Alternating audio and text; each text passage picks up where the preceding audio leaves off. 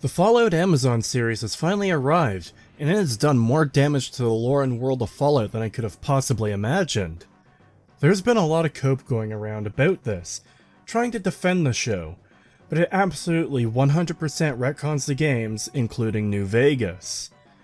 The first cope is to show this particular frame from the final episode, showing that the city of Vegas still exists. That was never in question.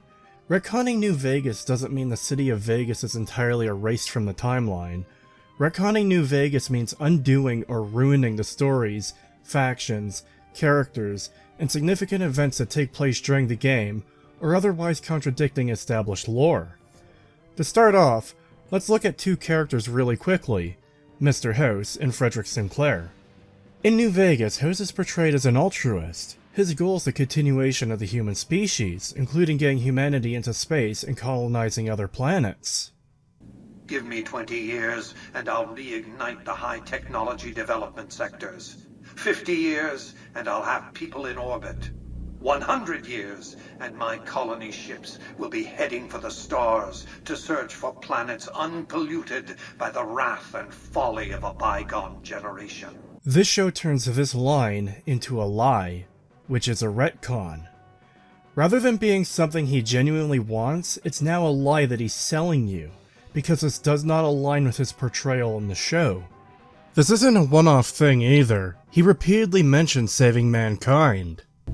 What I'm offering you is a ground floor opportunity in the most important enterprise on Earth. What I'm offering is a future.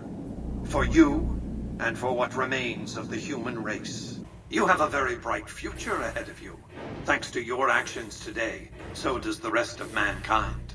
During a Vault-Tec meeting, they propose the idea to House and the other CEOs that are there that they can win the game of capitalism by nuking the entire planet to destroy the competition, which is such an absurdly stupid and nonsense concept that I have to resist breaking it down here.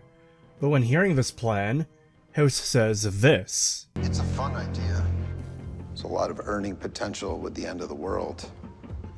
But we're talking about making a significant investment based on a hypothetical. How can you guarantee results? There's the implication that he's on board with this plan, but worse yet, it's established that he knows this is Vault-Tec's plan. So if he knows Vault-Tec is behind the bombs, then why does he say this in New Vegas? By 2065, I deemed it a mathematical certainty that an atomic war would devastate the Earth within 15 years. Every projection I ran confirmed it. I knew I couldn't save the world, nor did I care to, but I could save Vegas, and in the process, perhaps save mankind. I set to work immediately. I thought I had plenty of time to prepare. As it turned out, I was 20 hours short. There's no way in hell he'd talk about calculating the bombs dropping to within 20 hours of it actually happening if he knew Vault-Tec was behind it, nor would he have a system in place to protect the area from nuclear devastation if he were in on it. And again, if the way around this is that he's simply lying to you in New Vegas, then that's still a retcon, because it wasn't a lie originally. It would be a retcon because this show is recontextualizing a line that was taken to be true at face value and turning it into a lie. Moving on to Sinclair, there's less to say because he's a smaller character, but through Dead Money we learn that the Sierra Madre Casino and Resort is essentially a love letter to a singer and actress, Vera Keys. The whole project is extremely important to him, and if he were the CEO or even representative of the Big MT, there's no way in hell he would allow this place to be used as a testing ground. If anything, Sinclair himself is a victim of the Big MT and its unethical experiments. But as I'll talk about later, the point of this show is capitalism bad, so now he's a generic fat cat CEO who is giddy about the idea of tormenting people in vaults for no reason. We could intentionally overcrowd a vault so people have to compete to survive inside it. Now much of the controversy regarding retcons with this show arises from this particular image. A chalkboard showing a timeline of major events in the history of Shady Sands, from its founding to its destruction. In particular, the last two events on the timeline are what is in contention here. The fall of Shady Sands is listed as being in 2277, and next to it an arrow pointing to a nuclear explosion. The main defense I've seen for this is that the nuke clearly happened till later in the timeline, as there's an arrow pointing to the nuke. This is often coupled with a cheap insult that you can't read timelines, while ignoring all other arguments and evidence, including the fact that the nuke itself does not have a date. An arrow doesn't exclusively mean later in the timeline, as it could just as easily be pointing to what caused the fall of Shady Sands. This is the only arrow used on the entire timeline, and none of the other events have one, and ignoring both the definition of fall, as well as historical context in which the fall of something is referenced as having a specific date, such as the fall of Constantinople, which fell on May 29th, 1453. Let's go over these arguments really quickly. First of all, yes, an arrow could easily be pointing to the cause of the fall. It is a totally normal and reasonable read on this image to be that the fall of Shady Sands is due to the nuke, especially considering it is entirely lacking a date. In fact, to the argument in particular that you just can't read a timeline, most timelines don't look like this.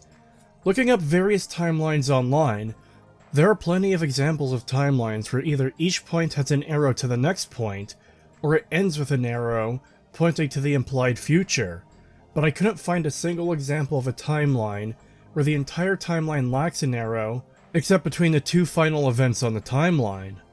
Both the lack of a date and the added arrow implies it's part of the same event, and not in the future, and it is especially weird that a vault full of survivors from Shady Sands, they're in a weird blood cult and spread the ashes of the dead on themselves in a bizarre ritual, would fail to put a date on what is arguably the most significant event in their entire lives.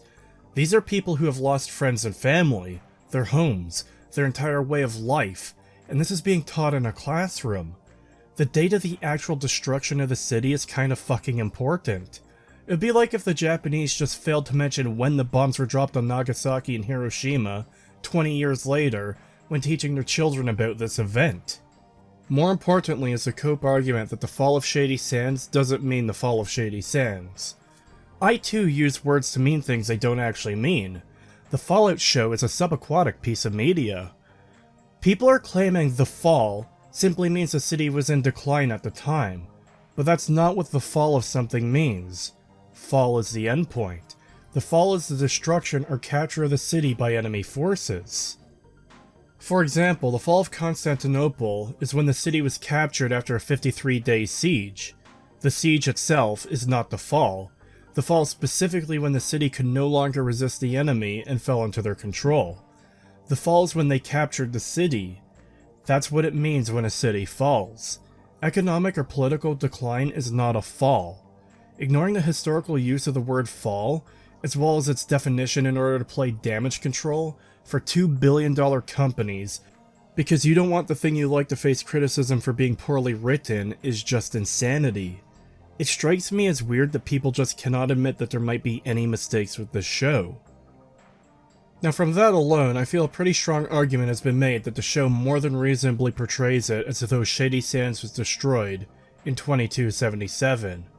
Because of the massive amount of criticism this received from fans of the games, Todd Howard had to come out and do damage control, claiming that New Vegas is still canon, and that they're threading the needle on this, and they're paying close attention to the timeline.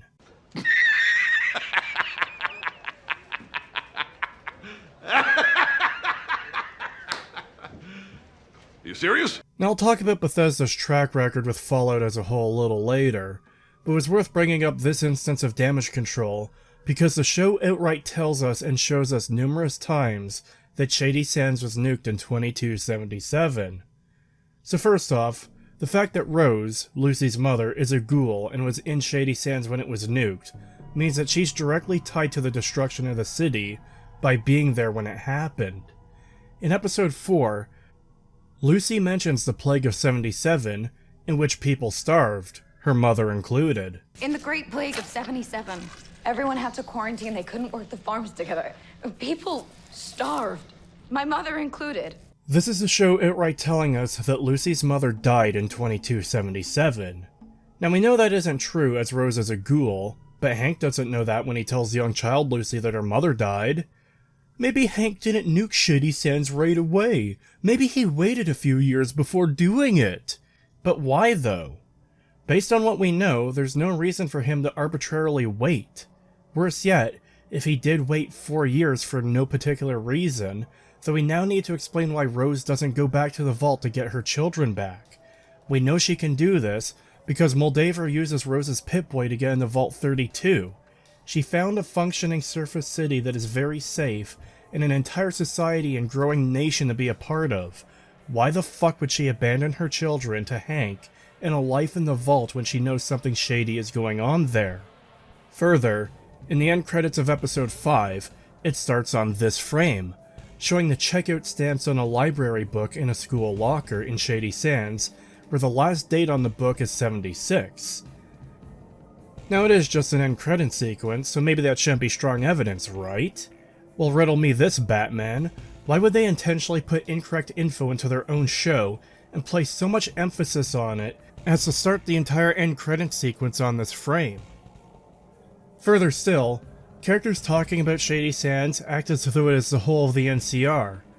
While it is referenced as the first capital, Maximus tells Lucy that society being rebuilt in the form of the NCR didn't work out, because Shady Sands got nuked. You never heard of the New California Republic? What about Reclamation Day? The entire purpose of my vault was to come up to the surface one day and restart civilization. It's Reclamation Day. It's what keeps us all going, and it already happened without us. Well, if it makes you feel any better, it didn't work out. None of the NCR remnants, nor the members in the vault know it was Vault-Tec that nuked Shady Sands, despite the fact that they all either follow or literally worship Moldaver, and she knows that Vault-Tec was behind it.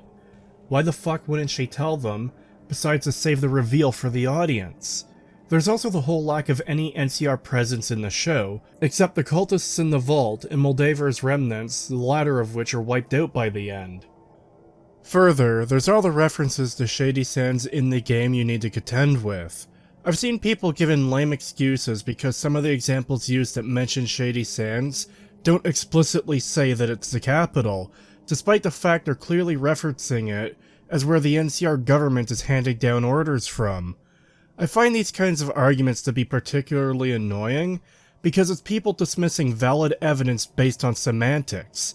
The same people who will insultingly comment that you have no media literacy, or that not everything is clearly explained because the writer shouldn't need to hold your hand, are using the lack of explicit language when it is not needed to know what is being referred to as an excuse as to justify this change. The language was never vague. Stop acting like it is. Before the show released, not a single person on Earth thought that Shady Sands was no longer the capital or anything of the sort. These kinds of arguments trying to justify this retcon is some of the biggest and most pathetic cope you will ever see. This is especially funny given the fact that in New Vegas, during a quest, you're given a quiz to gain access to NCR supplies meant only for NCR citizens, and one of the questions is asking what is the capital of the NCR, to which the correct answer is obviously Shady Sands. Okay, second question. What was the original name of the NCR capital? Aradesh, Shady Sands, the Boneyard, or Vault 13? Right. Good. You passed with flying colors. I told you it'd be fine. Notice that he didn't say the original capital or the former capital. He asked what was the original name of the capital, which means this whole former capital nonsense is nothing more than bad writing from the showrunners, as a way to claim the capital of the NCR hasn't been destroyed because Shady Sands isn't the capital anymore, even though there's plenty of evidence against this. Fuck your worthless cope arguments, stop defending garbage. If you enjoy it, fine, whatever, I don't care. But don't act like this shit is good, and don't try to run interference for this show, or gaslight anyone else who is critical of this shit for being terribly written and retconning the games when it very obviously does. There's also the insane coincidence to contend with that Shady Sands just kinda independently fell, the quote being that fall means decline and not fall, the same year Lucy's mother left the vault, Hank took the kids back and told them the mother was dead. If he delayed for several years in nuking a town, we now also have to assume that Hank told them she was dead, despite knowing full well she was alive and might possibly return for them. It only makes sense for him to tell his children she's dead if he actually thinks she is, due to nuking the city she's living in. Every piece of evidence within the show points to the nuke being in 2277, and arguments otherwise just seem like a massive cope. Seriously, the mental gymnastics surrounding this is insane. Speaking of Shady Sands, it's also in a new location.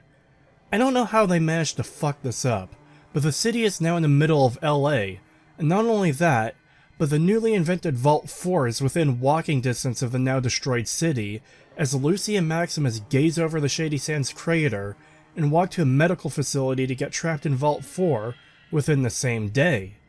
Some people might write this off as pedantic, but this is anything but.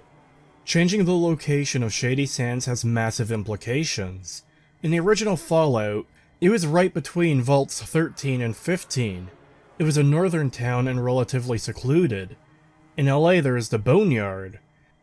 Now Shady Sands is where the Boneyard should be, and this changes everything because Shady Sands would have developed differently if it were all the way in the city. Are Vaults 13 and 15 moved too? Because the Master Chef cracked them open first. It was his entire motivation and goal to get pure humans to turn into his master race of highly intelligent super mutants. This isn't an oversight, this is a massive problem. But now Vault 4 is not only on the back doorstep of Shady Sands, but it's also on the front doorstep of the Master's lair. And it's out in the open, not obscured or hidden at all. In fact, same goes for Vault 33, which is at Santa Monica Pier. So there's 4 new vaults in LA that are out in the open, and the Master just never bothered with them, when it was his whole plan to crack open vaults and turn their residents into super mutants. But he also had a town full of people who came from a vault and used the Gek to build their town on his front doorstep, and he just did nothing with any of them when they're all within spitting distance? Further, both in reference to the destruction and new location of Shady Sands, there's multiple references in New Vegas to Shady Sands being a major supply source for the NCR, as it was near the eastern border of California and Nevada, as well as it being where orders from their government were coming from. Quite possibly the biggest retcon is what the whole franchise is about, however. War. War never changes. War never changes. War. War never changes. Bethesda has never understood this line. To them, it's a little more than a cool tagline to the franchise. It sounds profound, without knowing why it's profound. But this line and what it means is the core of what Fallout is, and this line refers to the human propensity for violence and conflict. From time to time you see the brainlet take that war never changes as a dumb line, because we didn't have guns and fighter jets 1,000 years ago. But even that isn't as dumb as what this show does. The reason the world of Fallout is the way it is, the post-apocalypse, is due to the conflict inherent to human nature. Quite ironically, Fallout 3 actually has a pretty good intro talking about this. War. War never changes. Since the dawn of humankind, when our ancestors first discovered the killing power of rock and bone, blood has been spilled in the name of everything from God to justice to simple psychotic rage.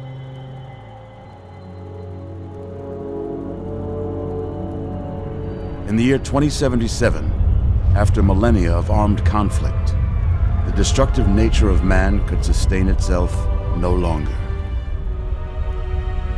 The world was plunged into an abyss of nuclear fire and radiation.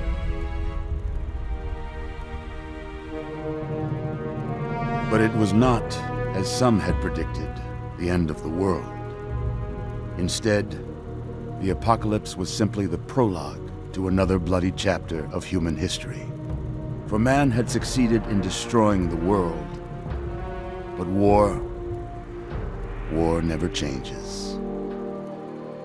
This show undoes all of that in favor of turning the entire point of the franchise into capitalism bad. Vault-Tec gathers a few CEOs together to sell them on the idea that to win the game of capitalism, an actual line they use in the show, they need to eliminate the competition, and to do so, they will nuke the entire world. This is Saturday morning cartoon villain logic. No, fuck that. That's an insult to Saturday morning cartoons. This is worse than that. The point of capitalism is to make money. There are both ethical and unethical ways of doing this. In order to make money, you need to offer goods or services. In order to sell your product, you need customers. Potential customers are the entire human population of Earth. Wiping out 99% of humanity is wiping out 99% of your potential customers. Wiping out 99% of humanity is also going to make any currency you have utterly worthless. Having $11.3 quadrillion is meaningless when there's nothing to spend it on, and no one uses old world money anymore, and the population is reduced to the point where it's just people barely trying to survive. If anything, people would go back to bartering, where goods are traded for goods, and they wouldn't give a shit about your now worthless paper money. This is utterly and irredeemably retreaded. This is actual nonsense. This benefits no one, especially not Vault-Tec. The show tells us that Vault-Tec owns half of everything. They are apparently the biggest corporation in the world, and in order to win the game of capitalism, they destroy nearly all of their potential customers, nearly all of their factories that make the products they sell, all the infrastructure that would be necessary for them to do anything worth a damn with the world. Also, they can eliminate the competition. Also, an utterly inept brain on a fucking Roomba who can be thwarted with a fucking broom can be in control of everything. It bears repeating. This benefits no one. Their plan is literally the fucking South Park meme. Step 1, build vaults. Step 2, nuke everyone. Step 3? Step 4, profit. No offense, but it sounds like some fucking commie gobbledygook. That's because it is. You've got a show made by and for the platform of a multi-billion-dollar company, using the IP of another multi-billion-dollar company, bastardizing a beloved franchise and ruining it, going so far as to change the core theme of the entire series, all to say capitalism bad, in the most stupid way possible, and to make the actual murderous psychopath communist the good guy who gets a heroic death. Even if new societies rebuild from the vaults, why would they respect your wealth when it's in the form of a currency of a dead nation? Oh wait, Vault-Tec just apparently nukes any society that rises from the ashes of the old world. Why would Vault-Tec equip the vaults with Gex to rebuild in the post-apocalypse, if they're just going to nuke them for becoming competition? We're going to nuke the world to kill off the competition, only to save small pockets of humanity and have no contact with them whatsoever, so they can start rebuilding into new competition, so we can nuke them too. Do you understand how completely fucked this is on every level? To summarize Vault-Tec's amazing plan, they invited their biggest competitors to a meeting to plan on how to eliminate the competition in order to win the game of capitalism, and to do so they decided to nuke the entire planet, and while doing that, they made vaults so people could survive and gave them technology so they could rebuild in the post-apocalypse and become competition for them to then nuke again. What the actual fuck is this writing? How did anyone watch this and think it was good? What the fuck is wrong with you people? They also dropped the phrase "war never changes" in this show, and it's a fucking marketing catchphrase when selling the CEOs on the idea of nuking the entire world. As a reminder as well, both Mr. House and Frederick Sinclair are not only in this meeting, but are on board with the plan. The former is someone who in the games is established to be totally against the destruction of humanity and tried his best efforts to stop the bombs, and the latter is someone who is a victim of the Big MT's experiments. But I forgot. He's a rich person, and all rich people are inherently evil, so they can't be victims. That's the level of infantile writing we're dealing with in this stupid show.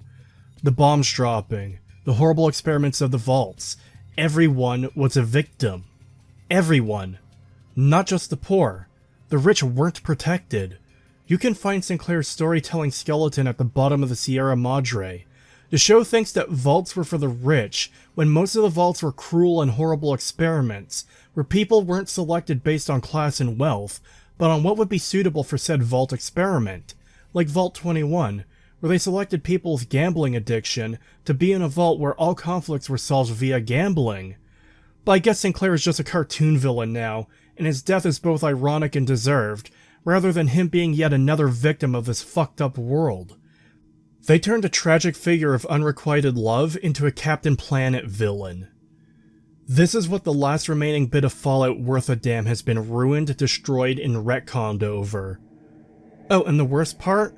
The show writers have come out and said they nuked Shady Sands because they wanted to keep a post-apocalypse feel to the show. They destroyed the single biggest faction in the franchise and all the storytelling potential it had because they were too fucking stupid to set the show in any part of the USA that hasn't been seen or mentioned in the games at all yet. And I know what some people are going to say, the NCR isn't gone as a faction, they still exist. Fucking where? All we see of the NCR in this show are some actual crazy people in Vault 4, and the NCR remnants in episodes 1 and 8. We are in the heart of their territory, and they have no presence as a faction.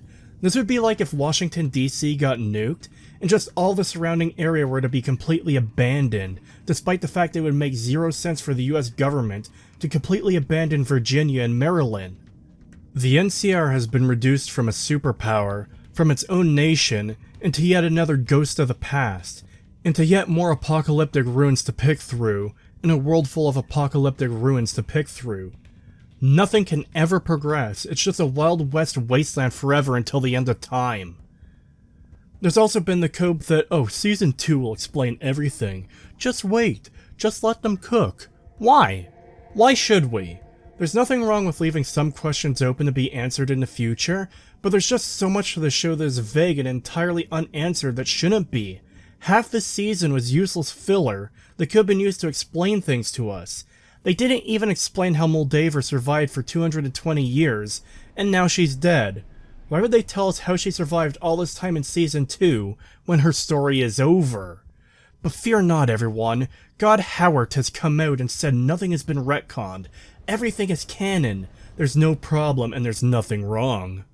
So Graham and Geneva wanted to blow up Shady Sands. The first time they bring that up, you're like, what do you want to do? I actually had an emotional reaction to it given the history of that location in the franchise from Fallout 1, and we talked through it, and it was, this will be a pretty impactful story moment that a lot of things anchor on, and just so people hear it, we're careful about the timeline. There might be a little bit of confusion at some places, but everything that happened in the previous games, including New Vegas, happened. We're very careful about that. And so when they brought that up, threading that needle to make sure that was a moment that landed in the show, that also moved things forward in terms of what's going to be happening in the world of Fallout. That was a big one we talked about. I was actually specifically going to ask you about that Shady Sands timeline conversation, and you say that nothing in New Vegas is retconned. I think the rub, to kind of TLDR it, is that the fall of Shady Sands happens in 2277, which is 4 years before New Vegas. So are people just misunderstanding what the fall of Shady Sands means or something like that? All I can say is, we're threading it tighter there, but the bombs fall just after the events of New Vegas. That's when Shady Sands blows. Thank you, Todd. I'll make sure to sacrifice my firstborn child in your name. Except there's some problems with this. A lot, in fact. To get the threading the needle part out of the way, you wouldn't need to do that if you didn't set the destruction of Shady Sands so close to the events of New Vegas. Wait, fuck that noise. You wouldn't need to do that if you didn't nuke Shady Sands before New Vegas, then have to do damage control because you fucked up like you always do, because you don't give a shit about the lore unless it's something you can market. Why would you put the fall of Shady Sands as an event if it wasn't the destruction? Because now we have an extra event on the timeline that we have no context or reference for what it is or what happened there. Every previous event on the timeline references something in the games. The fall of Shady Sands is new lore, and it's just this vague nebulous nothingness that's just there randomly before the town gets entirely destroyed. It's pretty clear that they fucked up massively and are playing damage control. But worse yet, Todd is saying this shit as though they have any credibility at this point. They're paying close attention to the timeline, he says, when the very first frame of this entire show fucks up the timeline. Absolute best case scenario, most benefit of the doubt I could give the show, this birthday party is at 10 AM. But this is in California. On the East Coast it would be 1 PM at that same time, due to how time zones work. Fallout 3 and 4 confirm that the bombs dropped in the morning, 9:47 AM, which would be 6:47 AM in California. Like, I can't stress this enough. Todd, the man that even big fans of Bethesda meme on for lying, the man who said Fallout 3 has 200 endings, is telling us they're paying close attention to the timeline in the show where they screw up the timeline from the outset. Todd is telling us to trust them, and that they're paying attention when Shady Sands is in a completely different location from where it is in the games, which is a massive fuck up that should not be possible. Todd is telling us to trust them when they added in 4 vaults that are out in the open and not hidden at all to the LA area, where the Master absolutely would have cracked them and taken all the residents within. There's a 0% chance he'd miss them or fail to open them, and yet these vaults are entirely unmolested. And this is from a company that has never respected the source material, that has always just done whatever the fuck they want, and make massive changes to factions, characters, lore, and the world all on a whim. This is from a company that said they won't be beholden to something someone wrote 20 years ago.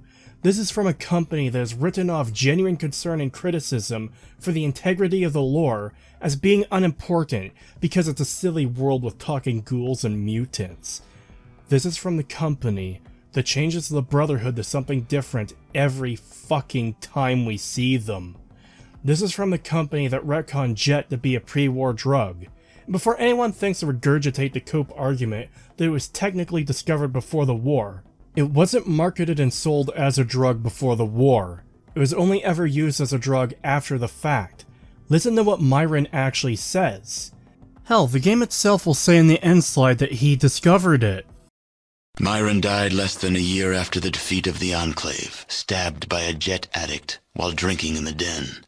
His discovery of Jet was quickly forgotten, and now there is no one who remembers his name. This is from the company that retcons ghouls into not needing food or water, but also can't keep that straight as they contradict this repeatedly in Fallout 4. This is from the company that can't keep their own lore straight between games, or within their own singular game. Fallout 4 doesn't know what the fuck the synth is. Fallout 4 can't decide whether ghouls need food and water or not.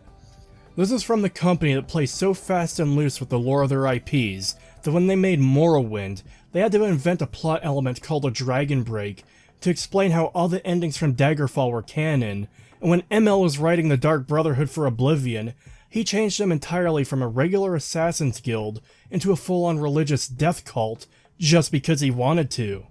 The Night Mother is an imperial bitch you kill in Morrowind, only for Oblivion to claim she's an ancient ghost that's been guiding the Dark Brotherhood for centuries. This is a company that wants us to trust they won't fuck up the lore of a franchise where they've only ever fucked up the lore every single time they've touched it. And we're supposed to trust them now that they totally didn't fuck it up this time too? Just how many chances are we supposed to give Bethesda before people start caring? Or is it too late? Has Bethesda successfully supplanted the real Fallout with their bootleg knockoff that shares none of the core substance or meaning, and the only thing it has in common are the superficial surface level things, like Nuka-Cola and Vault-Tec and Super Mutants? After I finished watching the show, I went back and played Fallout 1 again, and it is goddamn unrecognizable from what Bethesda has mutated the franchise into. It has become a parody of itself. At the end of my analysis of Fallout 4, I referenced The Thing, how it infects and replaces people, and can look like them and imitate them, but underneath it's a completely different beast, and I feel that's an appropriate metaphor to use again to describe what has been done to this franchise. Fallout is dead and gone, and has been replaced by an imposter, a fake that uses its name and iconography, while ruining, undoing, and shitting all over established lore, all for the sake of making sure the franchise will be nothing more than a perpetual goofy post-apocalypse theme park, where nothing ever advances or progresses, and the only faction that matters is the fucking Brotherhood of Steel. And as someone who loves Fallout, that is very fucking depressing to see. And on that note, fuck every single big Fallout YouTuber and lore master giving this shit a pass and excusing this with little to no critical thinking, or who smother any critical thought in the crib so as not to upset Daddy Todd. I'm sick to fucking death that the future of this franchise is doomed to be a poorly written generic apocalypse theme park shooting gallery with dumb bullshit jokes and references that constantly shits on established lore because Bethesda doesn't give a fuck, and because a majority of the people who talk about these games and could collectively make a difference for the better of the franchise through criticizing its failings are either mindless consumers looking for the next content high, people who invest too much of their personality or self-worth into a franchise to say anything bad about it, and treat any criticism of it as though it's an attack on themselves, or actual self-serving charlatans whose meal tickets rely on them being overbearingly positive about every bowel movement Bethesda has, so they don't lose access, or so they can gain access in the first place. Fuck all of these people. You have people out here making excuse after excuse after excuse for this shit for everything Bethesda has done. Shady Sands being in a completely different location is just a minor oversight. All of the absurd coincidences are just everyone's luck stat at 10. It's just like the games. Hardly anyone tries to hold Bethesda to account. This goes for everything Bethesda has done. Brotherhood is entirely different in Fallout 3? Well, it's been several years and they're on the other side of the country, so it's fine they've completely changed. Bethesda has turned a group of isolationist technophiles who hated outsiders into saviors who want to help the wasteland. From that into a diet enclave that want to destroy all mutants, even the good ones, and worse yet destroy valuable technology they can make use of. They've inserted their OC into pre-war era to make the original Brotherhood do something they never would. And with this show, they've turned them into a full-on religious extremist cult complete with actual branding, and where squires seem to have an expectation to be killed for no reason by the knights they serve, and this is all excused by the passage of time between games, and different chapters act in different ways.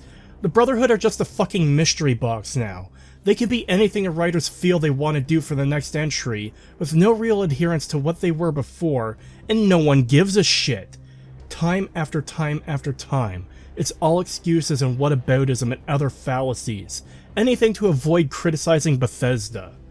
They've said they won't be beholden to something someone wrote 20 years ago. They've said they let the writers do pretty much whatever they want.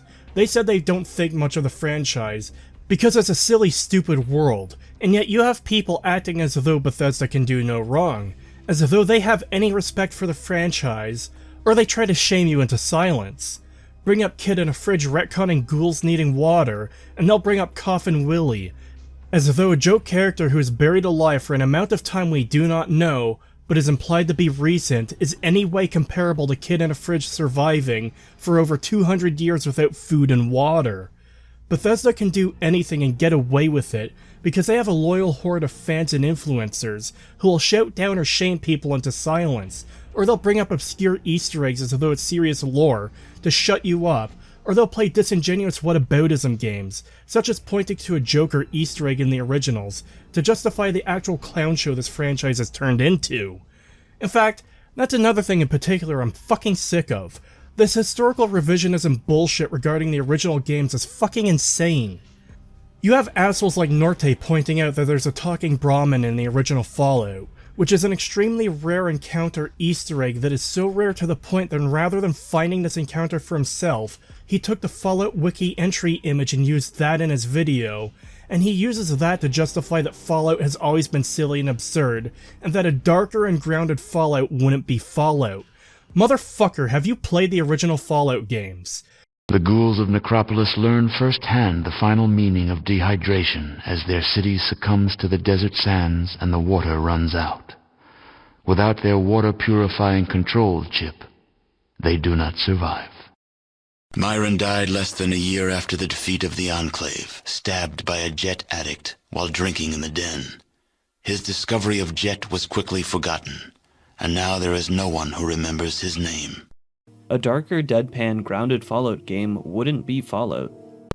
Yeah, it was definitely 1,000 laughs a minute. I'm busting a fucking gut here at how wacky and silly and unserious it is that an entire society of people die from a lack of water, or that a 17-year-old kid got murdered by a druggie. These are games that feature two antagonists intent on genocide, kidnappings, murders, people being turned into horrible mutants against their will, entire families, including children, being killed. If you play a female character with low intelligence in Fallout 2, your character can be drugged and raped by Myron, who is a 16 or 17-year-old kid. He even claims that it's not grounded to have the Master reveal his villain plan, when it actually makes sense for the Master to reveal his plan because he's egotistical, he thinks his plan can't be stopped, and he's trying to convince you to join him. The historical revisionism on the original Fallout games is so bad that anyone new to the series would think it's always been an absurd, unserious cartoon funland, when the reality is that the jokes are pretty restrained and rare in the original. Fallout 2 had a lot of out-of-place Easter eggs that were mostly confined to random encounters, but was an otherwise serious game, and the series has since been flanderized to shit. This would be like if Game of Thrones having the odd joke here and there were justification to change the series to be like Monty Python and the Holy Grail. An occasional joke or lighthearted moment in a dark, grim, depressing world where people are barely surviving does not turn it into a wacky, goofy, absurd comedy clown show. This is a fandom dominated by shills and consumers, and Fallout is heading at record pace to be as bad as Star Wars has gotten, and if you say anything bad about these games or the show, they try to shame you into silence. The gaslighting on this is fucking insane. Mention that Fallout isn't serious anymore, and you get a fucking horde of people coming at you saying shit like, Fallout was never serious. People who think Fallout is all serious never played the game. It was always silliness mixed with some really real moments. We never had a serious story told in the Fallout setting. Or that you never played a Fallout game before if you think the setting is generally serious.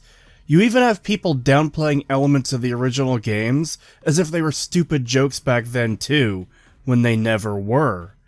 I genuinely don't know how much of this is people who are misinformed due to big Fallout YouTubers misrepresenting the games, nor do I know how much of it is people too invested in this franchise to allow it to be criticized, so they run interference anytime someone actually criticizes it. People are acting as though this is a comedy series with 20 jokes per minute when it never was. In fact, the comment that Fallout was always silly with some serious moments mixed in is the total reverse of what it actually was. Fallout 1 was like 90% serious and 10% silly. This is how flanderization happens, and I talked about this with Saints Row as well. You have a game that is mostly serious with the odd joke or reference mixed in here and there, and several games later, it's just a wacky, goofy, cartoon funland where hardly anything is treated seriously and you're an idiot and a loser for thinking the franchise was ever serious. A good example of this kind of thing happening within Fallout itself is with the aliens. Criticize Mothership Zeta for making aliens canon, and heavily implying they started the war, and people will come at you telling you that aliens have been a part of the series since the original, while failing to mention that the aliens in the original were another Easter egg, like the talking Brahmin I mentioned earlier. If the fact one of them has a portrait of Elvis in its inventory isn't enough of a hint that this is meant as a joke, examining the flying saucer itself will tell you that there's a label that says, Property of Area 51, return if found. But Cree, you said yourself that it's a joke! That's proof that the franchise has always been silly and stupid. No, shut the fuck up. For some reason people are just completely unable to differentiate between something having some jokes in it and something being an outright comedy, and I'm sick of this being used as an excuse to turn Fallout into a fucking clown world where nothing matters. People are using rare and obscure Easter eggs both to excuse massive and ridiculous lore changes to this franchise, as well as to excuse the entire franchise being flanderized to hell, and turned into a complete joke. As a result, nothing matters, because everything is just one big joke, despite the fact that even the Bethesda games and the show try to have serious storytelling. In fact, to the specific point that Fallout has never been serious, What do you call Liam Neeson's death in Fallout 3?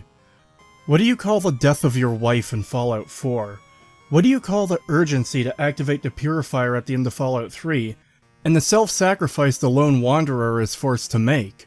What do you call your dying son's last words in Fallout 4? Even just looking at the Bethesda games, there's a lot of examples of serious storytelling, even if the stories are poorly written. People who say Fallout was never serious are just fucking tourists who don't know what the fuck they're talking about. Regardless, modern Fallout is unrecognizable from what it was originally, almost exclusively due to Bethesda just doing whatever they want with the lore and paying zero respect to the previous games. You even get people pointing to the Kings as an example of how silly and stupid this world is and how it shouldn't be taken seriously. These people seem to miss the fact that not only is there lore justification for the Kings existing, but is treated totally earnestly and not as a joke. Yes, the Kings at a glance, and to anyone not paying attention, will come across as a complete joke. They're a group of Elvis impersonators, but it makes sense in the context of the world and based on the lore given. They discovered a pre-war impersonation school and took it as though Elvis was someone people worshipped and strived to emulate, so they in turn did as well. Not to mention, just as a whole, the faction isn't treated like a joke by the game, and anyone who actually interacted with them and did their quests would know this. See, that's one of the great things about fiction.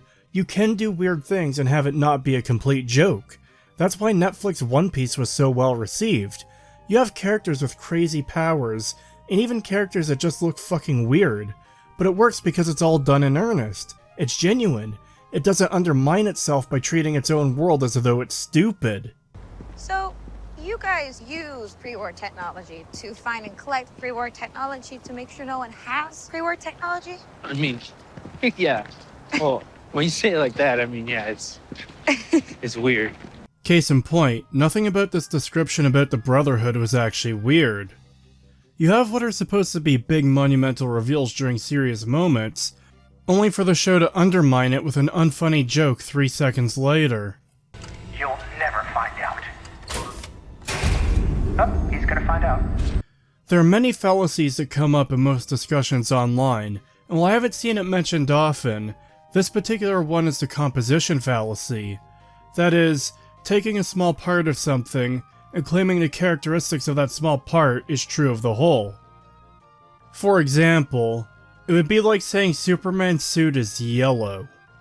Just because something has some funny moments, or a few jokes, or some references, does not turn it into a full-blown comedy. If it did, then every franchise ever made would eventually be turned into a comedy, and keep in mind, that's before we even get to discussing the quality of the humor in this show, or in Bethesda's games. People who criticize these games and show get called toxic New Vegas fanboys constantly, as a way to dismiss them and shame them and put them on the fucking defense, when Bethesda fans are far more toxic. Criticize Bethesda Fallout, hell, criticize Bethesda in general, and their fans go fucking rabid. But remember, it's the New Vegas fans that are toxic for pointing out inconsistencies in the writing. Begging for quality writing, for simple coherency and consistency, is drowned out and shouted down by people who sit in front of their TV or computer, not to think or engage with fiction and the ideas and concepts they can present, but to mindlessly experience content to fill hours they would otherwise have to spend thinking about something else. For wanting this franchise to be better, rather than just accepting worthless slop, you're shamed and labeled a fanboy, and people will invent all sorts of fanfictions about you and what you believe, all for the sake of demonizing you, to dismiss anything you've got to say. Hell, people will tell you that without Bethesda, you wouldn't have your precious New Vegas, and that Fallout would be a dead franchise. Well, first off, if we didn't get Fallout 3, we would have gotten Van Buren, and if that didn't bomb, we likely would have gotten a different version of New Vegas. The original developers tried to buy the rights to Fallout under their new studio Troika, but Bethesda had deeper pockets. Also, I just think the argument is dumb that we should be thankful that Bethesda made the series more popular and successful, when the cost was losing everything that made it Fallout in the first place. All the substance is gone. replaced by superficial bullshit and marketable iconography. Fallout would be dead without Bethesda? Well, sometimes that is better. I would sacrifice New Vegas in a heartbeat if it meant Bethesda didn't have free reign to butcher this franchise as they have for the last 15 years. It's just like Star Wars. Isn't it great that we're getting so much Star Wars content when it's worthless shit like Obi-Wan or Book of Boba Fett? There's a scene where Boba Fett intimidates a stupid rabbit robot into turning itself off. Gotcha. Do you know who I am? I am Boba Fett.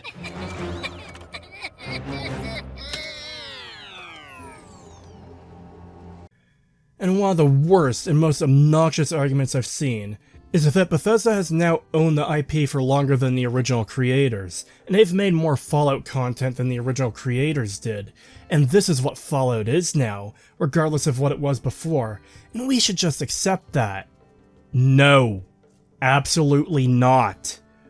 You shouldn't just give up or accept bullshit and bastardizations like this just because they've owned it long enough or made enough content. This argument is the equivalent of saying that because they've shit on it enough, it's fine for them to just keep shitting on it. As fans, we should demand better than this. As fans, we deserve better. When things start going to shit, you'll inevitably see comments from people telling you to just leave, that it's not for you anymore. There will even be people who will take glee from the fact that the thing you love has been changed and will never be what it once was.